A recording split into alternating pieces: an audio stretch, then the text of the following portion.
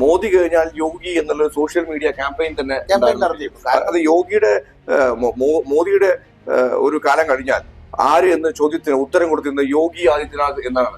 അപ്പൊ പല ആളുകളും പേടിച്ചിരുന്നു ശരിക്കും. എന്ന് വെച്ചാൽ പത്രമാധ്യമങ്ങളുടെ മുന്നിൽ വെച്ച് പോലീസ് കൊണ്ടുപോകുന്ന പ്രതിയെ വെടിവെച്ച് കൊല്ലുന്ന അനുഭവം, അതുപോലെ തന്നെ ഏതെങ്കിലും കേസിൽ പ്രതിയായ ന്യൂനപക്ഷ ജനവിഭാഗങ്ങളുടെ എസ്പെഷ്യലി മുസ്ലിങ്ങളുടെ വീടുകളിലേക്ക് ബുൾഡോസറുകൾ അയക്കുക.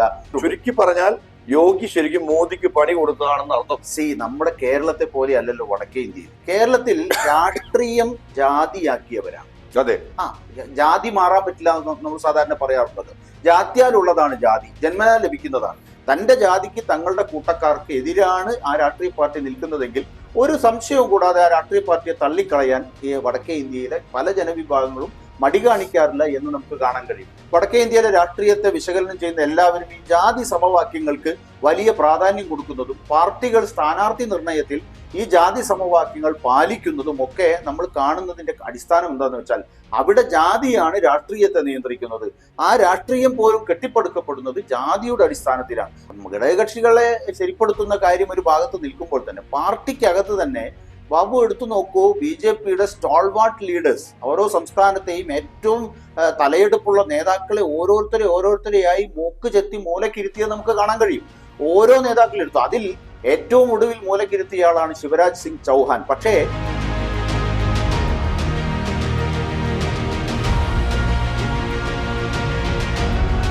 നമസ്കാരം. ഉത്തർപ്രദേശില് നല്ല രീതിയിലേക്കാണ് ഇന്ത്യ സഖ്യം, അതായത് അഖിലേഷ് യാദവിന്റെ സഖ്യം കയറിയത്.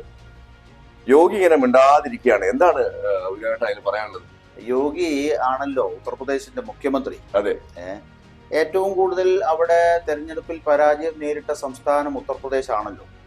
അപ്പോൾ സ്വാഭാവികമായിട്ടും അതിന്റെ ഒരു ധാർമ്മികമായ ഉത്തരവാദിത്വത്തിന്റെ ഒരംശം, മോദി ഗ്യാരണ്ടിയൊക്കെയാണ് തെരഞ്ഞെടുപ്പിൽ ചർച്ചയായതെങ്കിലും മോദിയാണ് തെരഞ്ഞെടുപ്പിനെ നയിച്ചതെങ്കിലും ആ സംസ്ഥാനത്ത് വളരെ താഴെ പോകേണ്ടി വന്ന ഒരു സാഹചര്യം വരുമ്പോൾ സ്വാഭാവികമായും ധാർമ്മികമായ പരാജയത്തിന്റെ ഒരംശം യോഗി ആദിത്യനാഥിലും ചെന്നു ചേരും എന്നുള്ള കാര്യത്തിൽ സംശയമില്ല.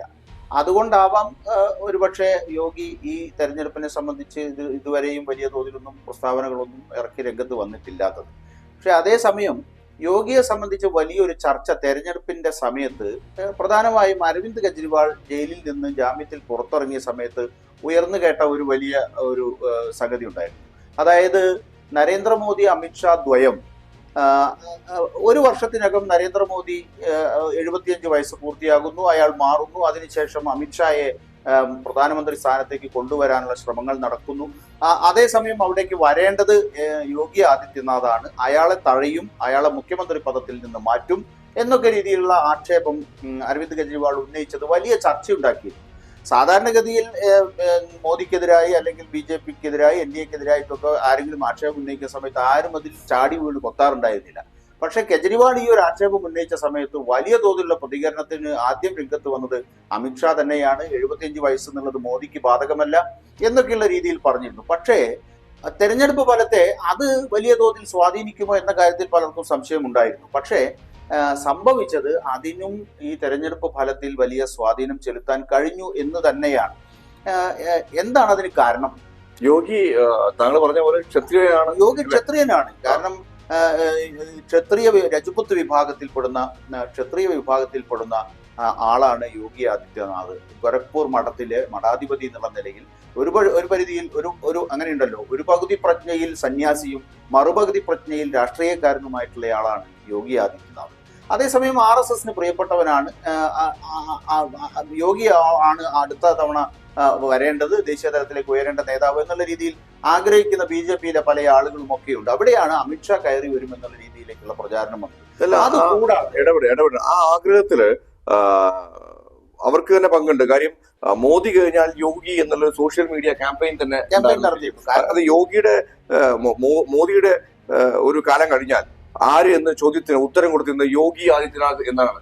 അപ്പൊ പല ആളുകളും പേടിച്ചിരുന്നു ശരിക്കും. എന്ന് വെച്ചാൽ ഈ മോദി ഭരിച്ചിട്ട് തന്നെ മുന്നോട്ട് പോകാൻ കഴിയാത്ത അവസ്ഥ. അപ്പോ ഈ യോഗി ഭരിച്ചാൽ എന്തായിരിക്കും അവസ്ഥ എന്നുള്ള രീതിയിലേക്ക് കുറെ കൂടി തീവ്രമായ ഇടപെടലുകൾ ഡൽഹിയിൽ അങ്ങനെയുണ്ടല്ലോ. പത്രമാധ്യമങ്ങളുടെ മുന്നിൽ വെച്ച് പോലീസ് കൊണ്ടുപോകുന്ന പ്രതിയെ വെടിവെച്ച് കൊല്ലുന്ന അനുഭവം, അതുപോലെ തന്നെ ഏതെങ്കിലും കേസിൽ പ്രതിയായ ന്യൂനപക്ഷ ജനവിഭാഗങ്ങളുടെ എസ്പെഷ്യലി മുസ്ലിങ്ങളുടെ വീടുകളിലേക്ക് ബുൾഡോസറുകൾ അയക്കുക, ഇങ്ങനെ തുടങ്ങിയിട്ടുള്ള നിയമം കയ്യിലെടുത്തുകൊണ്ടുള്ള ഒരു ഭരണം അവിടെ നടക്കുന്നത് പലർക്കും ഇഷ്ടമാകുന്നുണ്ട്. ഞാൻ പറഞ്ഞല്ലോ, വർഗീയ ഭ്രാന്തുള്ള ആളുകൾക്ക് ആ യോഗി വരണം എന്നുള്ള രീതിയിലേക്ക് ചിന്തിക്കുന്നവർ പോലും സാമൂഹ്യ മാധ്യമങ്ങളിൽ യോഗി വരണം എന്ന ഒരു പീഡനം നടന്നു. ഇപ്പോ ഞാൻ എക്സാമ്പിൾ ഞാൻ പറയാണ്, ഒരു പീഡനം നടന്നു എന്ന് പറയുമ്പോഴേക്ക് ആ പ്രതിയാണ് എന്ന് പറയുന്ന രീതി, ആ പ്രതിയെ എൻകൗണ്ടർ ചെയ്യുന്ന രീതി, ഞാൻ പറയുന്നത് ചിലപ്പം അദ്ദേഹം എല്ലായിരിക്കാം, പറയാൻ പറ്റില്ല, രാഷ്ട്രീയ ലാഭത്തിനായിരിക്കാം ചിലപ്പം ഇത്തരം സംഭവങ്ങൾ ചെയ്യുന്നത് എന്നുള്ളതാണ് പല ആളുകളും പറയലുണ്ട്. പല ആളുകളും പറയാറുണ്ട്, ഇപ്പോ ഒരു പെൺകുട്ടിയെ പീഡിപ്പിച്ചു കൊന്നാൽ അവരെ വെടിവെച്ചു കൊല്ലണം എന്ന്. അതിലൊക്കെ കുറച്ച് സാറ്റിസ്ഫാക്ഷൻ അല്ലെങ്കിൽ ജനങ്ങളെ കൂട്ടാൻ യോഗിക്ക് സാധിച്ചിട്ടുണ്ടെങ്കിൽ പോലും, പക്ഷെ അതിലും അത് സിനിമയിൽ നടക്കും. അല്ല, അതിലും നിയമവാഴ്ചയുള്ള രാജ്യത്ത് അങ്ങനെ പറയാൻ പറ്റും. അല്ല, അതിലും വലിയൊരു പ്രശ്നം എന്താ വെച്ചാൽ അദ്ദേഹം കുറ്റവാളിയാണോ അല്ലാതെയാണ് പാതി വെച്ചിട്ടാണ് ഇദ്ദേഹത്തെ കൊല്ലുന്നതെങ്കിൽ ചിലപ്പം യഥാർത്ഥ കുറ്റവാളി രക്ഷപ്പെടും. നിയമത്തിന്റെ മുമ്പിൽ കൊണ്ടുവരിക, നിയമം അതിന് കൊടുക്കുന്ന ഏറ്റവും കടുത്ത ശിക്ഷ വാങ്ങിക്കൊടുക്കുക എന്നതാണ് നിയമവാഴ്ചയുള്ള ഒരു രാജ്യത്ത് നമുക്ക് മുന്നോട്ട് വെക്കാൻ കഴിയുന്ന ഒരു കാര്യം. സിനിമയിൽ ഒരു പക്ഷേ പിന്നെ ആ രീതിയിൽ പ്രതികാരം ചെയ്യുന്ന നായകന് നമ്മൾ കൈയടിച്ചു കൊടുത്തേക്കാം, അത് നമ്മുടെ മനസ്സിന്റെ ഒരു തൃപ്തിയാണ്. അതല്ലാതെ നിയമവാഴ്ചയുള്ള രാജ്യത്ത് അങ്ങനെ ചെയ്യാൻ കഴിയില്ലല്ലോ. പക്ഷേ യോഗി ആദിത്യനാഥിന്റെ ഇത്തരം പ്രവൃത്തികൾ അദ്ദേഹം വലിയ തോതിൽ ക്രമസമാധാന പാലനം ഉറപ്പുവരുത്താൻ വേണ്ടി ചെയ്യുന്നതാണ് എന്ന് പറയുന്ന തരത്തിലുള്ള മാധ്യമ വാർത്തകൾ വരെ വന്നിരുന്നു. അപ്പൊ ഞാൻ പറഞ്ഞു വരുന്നത്, യോഗി ആദിത്യനാഥ് ഒരു ക്ഷത്രിയനായതുകൊണ്ട് തന്നെ എന്ത് സംഭവിച്ചു, VK സിംഗ് ഉൾപ്പെടെയുള്ള ക്ഷത്രിയ വിഭാഗത്തിൽപ്പെടുന്ന സ്ഥാനാർത്ഥികളെ BJP ഇത്തവണ പാർലമെന്റ് സ്ഥാനാർത്ഥിത്വത്തിന് പരിഗണിച്ചില്ല എന്ന് മാത്രമല്ല, യോഗി ആദിത്യനാഥ് പറഞ്ഞ പല ആളുകളെയും ആ MP സ്ഥാനത്ത് നിന്ന് മാറ്റി നിർത്താതെ ഏതാണ്ട് 30-ലധികം ആളുകളെ മാറ്റി നിർത്തണം എന്നായിരുന്നു യോഗിയുടെ ആവശ്യം. ആ ആളുകളെ തന്നെ, അതായത് ആന്റി ഇൻകംപൻസി ഫാക്ടർ പ്രവർത്തിക്കുന്ന MP-മാർ, ഭരണപരമായ അവരുടെ പ്രവൃത്തികൾ കൃത്യമായി ചെയ്യാതെ ജനങ്ങളുടെ ഭാഗത്തു നിന്ന് അഭിപ്രായ വ്യത്യാസം നേരിടുന്ന MP-മാരെ മാറ്റണം എന്ന ആവശ്യം യോഗി ആദിത്യനാഥ് മുന്നോട്ട് വെച്ചിരുന്നു. പക്ഷേ അതും BJP നേതൃത്വം, പ്രധാനമായും നരേന്ദ്രമോദിയും അമിത്ഷായും മുഖവിലേക്ക് എടുത്തില്ല എന്ന് മാത്രമല്ല, ഈ പറയുന്ന തരത്തിൽ ക്ഷത്രിയ വിഭാഗത്തിൽപ്പെടുന്ന ആളുകളെ, രജപുത്ത് വിഭാഗത്തിൽപ്പെടുന്ന ആളുകളെ സീറ്റ് കൊടുക്കുന്നതിൽ വലിയ തോതിൽ പിശുക്ക് കാണിക്കുകയും പലർക്കും സീറ്റ് നിഷേധിക്കുകയും ചെയ്തതും എന്ത് സംഭവിച്ചു എന്ന് വെച്ചാൽ, ഈ ക്ഷത്രിയ വിഭാഗത്തിൽ, അത് UP-യിൽ മാത്രമല്ല അത് ബാധിച്ചത്, തൊട്ടടുത്ത സംസ്ഥാനങ്ങളിലും രാജസ്ഥാൻ ഉൾപ്പെടെയുള്ള സംസ്ഥാനങ്ങളിലും അതിന്റെ അനുരണനങ്ങൾ ഉണ്ടായി എന്നുള്ളത് വളരെ വ്യക്തമാണ്. ഈ വിഭാഗം സ്വാഭാവികമായും BJPക്ക് എതിരെ വോട്ട് ചെയ്തു എന്ന് വേണം ഈ തെരഞ്ഞെടുപ്പിൽ കാണാനും. അത് രാജസ്ഥാനിലും പ്രതിഫലിച്ചിട്ടുണ്ട്. ചുരുക്കി പറഞ്ഞാൽ യോഗി ശരിക്കും മോദിക്ക് പണി കൊടുത്തതാണെന്ന് അർത്ഥം.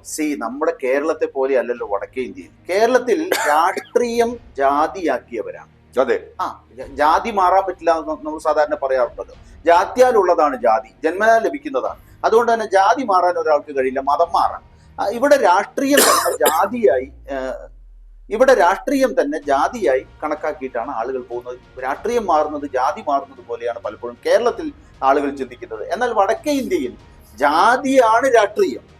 ആ ജാതിയിൽ അധിഷ്ഠിതമാണ് രാഷ്ട്രീയം. അതുകൊണ്ട് തന്നെ ഏതെങ്കിലും ഒരു ജാതിയിൽപ്പെട്ട ആളുകൾക്ക്, അതുകൊണ്ടാണ് പെട്ടെന്ന് തന്നെ അവർക്ക് രാഷ്ട്രീയത്തെ ഒന്നാമത്തെ പരിഗണന കൊടുക്കുന്നത് ജാതിക്കാണ്, രണ്ടാമത്തെ പരിഗണനയാണ് രാഷ്ട്രീയത്തിന്. തന്റെ ജാതിക്ക്, തങ്ങളുടെ കൂട്ടക്കാർക്ക് എതിരാണ് ആ രാഷ്ട്രീയ പാർട്ടി നിൽക്കുന്നതെങ്കിൽ ഒരു സംശയവും കൂടാതെ ആ രാഷ്ട്രീയ പാർട്ടിയെ തള്ളിക്കളയാൻ ഈ വടക്കേ ഇന്ത്യയിലെ പല ജനവിഭാഗങ്ങളും മടി കാണിക്കാറില്ല എന്ന് നമുക്ക് കാണാൻ കഴിയും. വടക്കേ ഇന്ത്യയിലെ രാഷ്ട്രീയത്തെ വിശകലനം ചെയ്യുന്ന എല്ലാവരും ഈ ജാതി സമവാക്യങ്ങൾക്ക് വലിയ പ്രാധാന്യം കൊടുക്കുന്നതും പാർട്ടികൾ സ്ഥാനാർത്ഥി നിർണയത്തിൽ ഈ ജാതി സമവാക്യങ്ങൾ പാലിക്കുന്നതും ഒക്കെ നമ്മൾ കാണുന്നതിന്റെ അടിസ്ഥാനം എന്താണെന്ന് വെച്ചാൽ, അവിടെ ജാതിയാണ് രാഷ്ട്രീയത്തെ നിയന്ത്രിക്കുന്നത്.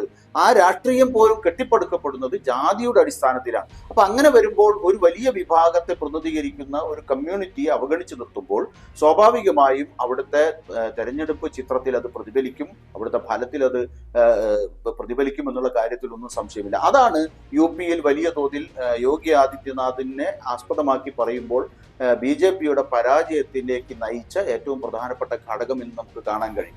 പക്ഷെ ഇവിടെ സംഭവിക്കുന്നത്, BJP ഒരു വ്യക്തി കേന്ദ്രീകൃത പാർട്ടി, മോദി ഗ്യാരണ്ടി അങ്ങനെ തുടങ്ങിയിട്ടുള്ള പ്രചാരണങ്ങൾ, മുദ്രാവാക്യങ്ങൾ മുന്നോട്ട് വെച്ചുകൊണ്ട് തെരഞ്ഞെടുപ്പിനെ നേരിടുക, മോദിയാണ് എല്ലാം എന്നുള്ള രീതിയിലേക്ക് കാര്യങ്ങൾ കൊണ്ടുപോവുക.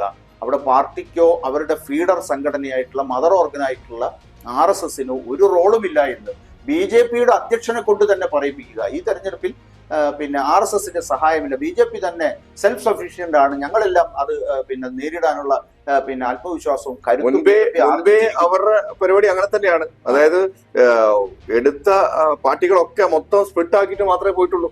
കാര്യം അതായത് BJP-യിൽ ലയിക്കാൻ വേണ്ടി പേടിക്കുന്നതും ഈ ലയിക്കാൻ മാറി നിൽക്കുന്നതും ആയ അവസ്ഥ ഇന്നുണ്ടെങ്കിൽ ശരിക്കും ആ പാർട്ടിയിൽ ലയിച്ചെങ്കിൽ ഒന്നുമല്ലാതായി പോകുന്നതാണ്. യഥാർത്ഥത്തില് പല പാർട്ടികൾക്കും ഒന്നുമല്ലാതെ പിക്ചറായി പോയി. ഘടകകക്ഷികളെ നശിപ്പിക്കുകയാണ് ചെയ്യുക. ഇവർ കയറി അങ്ങ് പിളർക്കാണ്. ഘടകകക്ഷികളെ സംബന്ധിച്ചിടത്തോളം അത് വളരെ പ്രസക്തമാണ്. അത് പക്ഷെ മറ്റൊരു കോണ്ടെക്സ്റ്റ് ആണ്, മറ്റൊരു പിക്ചറാണ്. കാരണം പാർട്ടിക്കകത്ത് തന്നെ ഘടകകക്ഷികളെ ശരിപ്പെടുത്തുന്ന കാര്യം ഒരു ഭാഗത്ത് നിൽക്കുമ്പോൾ തന്നെ പാർട്ടിക്കകത്ത് തന്നെ ബാബു എടുത്തു നോക്കൂ, BJP സ്റ്റാൾവാർട്ട് ലീഡേഴ്സ്, ഓരോ സംസ്ഥാനത്തെയും ഏറ്റവും തലയെടുപ്പുള്ള നേതാക്കളെ ഓരോരുത്തരെയായി മൂക്ക് ചെത്തി മൂലക്കിരുത്തിയത് നമുക്ക് കാണാൻ കഴിയും. ഓരോ നേതാക്കളെടുത്തു. അതിൽ ഏറ്റവും ഒടുവിൽ മൂലക്കിരുത്തിയ ആളാണ് ശിവരാജ് സിംഗ് ചൗഹാൻ. പക്ഷേ വിധി വൈപരീത്യം എന്ന് പറയട്ടെ, ഈ ശിവരാജ് സിംഗ് ചൗഹാന്റെ അദ്ദേഹം വെച്ചുകൊടുത്ത ലേഡറിൽ ചവിട്ടിയാണ് യഥാർത്ഥത്തിൽ മധ്യപ്രദേശ് എന്ന് പറയുന്ന സംസ്ഥാനത്തിന്റെ മാത്രം പിൻബലത്തിലാണ് ഇന്ന് നരേന്ദ്രമോദി പ്രധാനമന്ത്രി പദത്തിലേക്ക് പോകാൻ സത്യപ്രതിജ്ഞ ചെയ്യാൻ തയ്യാറെടുക്കുന്നത് എന്നത് വളരെ തമാശയുള്ള ഒരു കാര്യമാണ്. നമുക്കറിയാം അവിടെ മുഴുവൻ സീറ്റുകളും വലിയ ഭൂരിപക്ഷത്തിൽ നേടിയെടുക്കാൻ ഈ ശിവരാജ് സിംഗ് ചൗഹാന്റെ അദ്ദേഹത്തെ മുഖ്യമന്ത്രി പദത്തിൽ നിന്ന് മാറ്റിയതാണല്ലോ. അദ്ദേഹത്തിന് നിയമസഭാ തെരഞ്ഞെടുപ്പിൽ സീറ്റ് പോലും കൊടുക്കില്ലെന്ന് പറഞ്ഞുകൊണ്ടാണ് വലിയ തോതിൽ പ്രശ്നമുണ്ടാക്കിയ മധ്യപ്രദേശിൽ അദ്ദേഹത്തിന്റെ മുന്നിൽ നിന്നുകൊണ്ട് നയിച്ച ആ തെരഞ്ഞെടുപ്പിലാണ് മധ്യപ്രദേശ് ഇപ്പോൾ ഇന്ത്യയിലെ ഏറ്റവും കൂടുതൽ വോട്ട് ഷെയറുള്ള സീറ്റുകളുള്ള സംസ്ഥാനമായി BJP-ക്ക് മാറ്റി പറയാൻ എടുത്തു വെക്കാൻ കഴിയുന്നത്. ഇത് പറയുമ്പോഴേ തന്നെ നമ്മുടെ കേരളത്തിലെ പത്മനാഭന്റെ വാക്കുകൾ ആലോചിക്കേണ്ടതാണ് അല്ലേ? പത്മനാഭന് വളരെ ക്ലിയർ ആയിട്ട് പറഞ്ഞാണ്. പത്മനാഭനും അതുപോലെ തന്നെ പല ആളുകളൊക്കെ ശരിക്കും BJP-ക്ക് വേണ്ടി വല്ലാത്ത രീതിയിൽ കഷ്ടപ്പെട്ട് പണിയെടുത്ത ആളുകളാണ്. പത്മനാഭൻ ഈ തോൽവി മുൻപ് പറഞ്ഞായിരുന്നു, BJP ഈ രീതിയിലേക്ക് പോവുകയാണെങ്കിൽ പുതിയ വള്ളികൾ തേടിപ്പോയി അവർക്ക് വലിയ പദവി കൊടുത്ത് പോവുകയാണെങ്കിൽ 100-ലധികം ആളുകളെ മറ്റു പാർട്ടികളിൽ നിന്ന് ചേക്കേറി വന്ന ദേശാടന പക്ഷികളെ സീറ്റുകൾ കൊടുത്ത് പാർലമെന്റ് തെരഞ്ഞെടുപ്പിൽ മത്സരിപ്പിക്കുന്നതിന് യോഗി ഉൾപ്പെടെയുള്ള ആളുകൾ എതിരായിരുന്നു. അങ്ങനെയുള്ള ആളുകൾക്ക് കൊടുക്കരുത് എന്നുള്ള രീതിയിലൊക്കെ അദ്ദേഹത്തിന് അഭിപ്രായമുണ്ടായിരുന്നു. പക്ഷെ അദ്ദേഹത്തിന്റെ അഭിപ്രായത്തെ അവഗണിച്ചുകൊണ്ട് അതൊന്നും മുഖവിലക്കെടുക്കാതെയുള്ള ഒരു തേരോട്ടമാണ് യഥാർത്ഥത്തിൽ മോദിയും അമിത്ഷായും നടത്തിയത്. ചിലപ്പോ നമുക്കിത് ഒരു രണ്ടു വശത്തിൽ കാണുകയും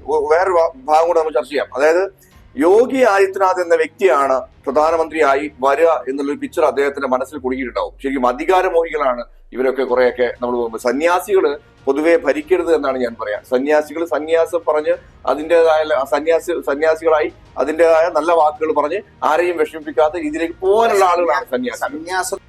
നമ്മൾ അങ്ങനെയുണ്ടല്ലോ, പലതരത്തിലുള്ള പുരുഷാർത്ഥങ്ങളിൽ ഏറ്റവും അവസാനത്തേതായിട്ടാണ് നമ്മൾ പിന്നെ സന്യാസത്തെ പറയാറുള്ളത്. അതുവരെ നമ്മൾ ജീവിച്ച ജീവിതത്തിലെ എല്ലാ കാര്യങ്ങളെയും വേണ്ടെന്ന് വെച്ചുകൊണ്ട് എല്ലാം ത്യജിച്ചുകൊണ്ട് ഒരു ത്യാഗിയായി പോവുക, അല്ലെങ്കിൽ എല്ലാം മാറ്റി വെച്ചുകൊണ്ട് പോവുക എന്നുള്ള ഒരു അവസ്ഥയാണ് സന്യാസം എന്ന് പറയുന്ന അവസ്ഥ. അപ്പൊ സന്യാസവും ഭരണവും അല്ലെങ്കിൽ ഈ പറയുന്ന കാര്യങ്ങളും ഒന്നും ചേർന്ന് പോകാത്തതാണ്. അതവിടെ നിൽക്കട്ടെ. യോഗി എന്ന് പറയുന്നത് അദ്ദേഹം സന്യാസി എന്നുള്ള നിലയിലേക്ക് പോയിട്ടില്ല, അദ്ദേഹം ഒരു യോഗിയാണ്. ആ യോഗിക്ക് ഈ പറയുന്ന തരത്തിലുള്ള ഭരണമോ അല്ലെങ്കിൽ രാജ്യകാര്യങ്ങളിൽ ഇടപെടുന്നതോ ഒക്കെ ആവാം എന്നുള്ള ഒരു നില കൂടിയുണ്ട്. അത് മറ്റൊരു കാര്യം. സന്യാസത്തിലേക്ക് പോവുക എന്ന് പറയുന്നത് മറ്റൊരു തലമാണ്. എന്തായാലും യോഗി സന്യാസത്തിലേക്ക് പോകാൻ ഏതായാലും തയ്യാറെടുക്കുന്നില്ല. നരേന്ദ്രമോദിക്കെതിരെയും അമിത്ഷാക്കെതിരെയുമുള്ള ഉള്ളിൽ നിന്നുള്ള പോരാട്ടത്തിന് നേതൃത്വം കൊടുക്കാൻ തന്നെയാണ് ഭാവിയിൽ അദ്ദേഹം തയ്യാറാവുക എന്നുള്ള കാര്യത്തിൽ യാതൊരു സംശയവുമില്ല. തീർച്ചയായും. അപ്പോ നമുക്ക് ചുരുക്കി പറയുകയാണെങ്കിൽ സന്യാസിയായ അല്ലെങ്കിൽ യോഗി തന്നെയായിരിക്കും മിക്കവാറും മോദിക്ക് പണി കൊടുത്തിട്ടുണ്ടാവുക. കാര്യം മോദിക്ക് പണി കൊടുത്ത് മിണ്ടാതിരിക്കുന്ന ഒരാളായിട്ടാണ് നമുക്ക് തോന്നുന്നത്. മാത്രമല്ല UP എന്ന് പറയുന്നത് അത് ഒരു കാരണവശാലും തെരഞ്ഞെടുപ്പ് രാഷ്ട്രീയത്തിൽ UPക്ക് നിർണായകമായ പങ്കുണ്ട്. 80 സീറ്റുകളാണ് അവിടെ. UP ആര് ഭരിക്കുന്നുവോ, UPയിൽ ആര് ലീഡ് ചെയ്യുന്നുവോ അവർ ഇന്ത്യ ഭരിക്കുമെന്നുള്ള ഒരു പഴയ പ്രയോഗമുണ്ട്, വളരെ പഴകിയ പ്രയോഗമുണ്ട്. ആ പ്രയോഗം പക്ഷെ ഇവിടെ UPയിൽ വലിയ തോതിൽ തകർന്നിട്ടും പിന്നെ BJPക്ക് അധികാരത്തിലേക്ക് എത്തിപ്പെടാൻ കഴിയുന്ന രീതിയിൽ മുന്നണിയുടെ അടിസ്ഥാനത്തിലെങ്കിലും അധികാരത്തിലേക്ക് എത്തിപ്പെടാൻ കഴിഞ്ഞത് ഞാൻ പറഞ്ഞല്ലോ, ഇതേപോലെ മൂലക്കിരുത്തിയ മുഖ്യമന്ത്രിയായ ശിവരാജ് സിംഗ് ചൗഹാന്റെ മധ്യപ്രദേശിന്റെ പിൻബലത്തോടു കൂടിയാണ് എന്നത് തന്നെ ഒരു വിരോധാഭാസമാണ് ഇന്ന് കാണാൻ കഴിയും. അപ്പോ നന്ദി, നമസ്കാരം.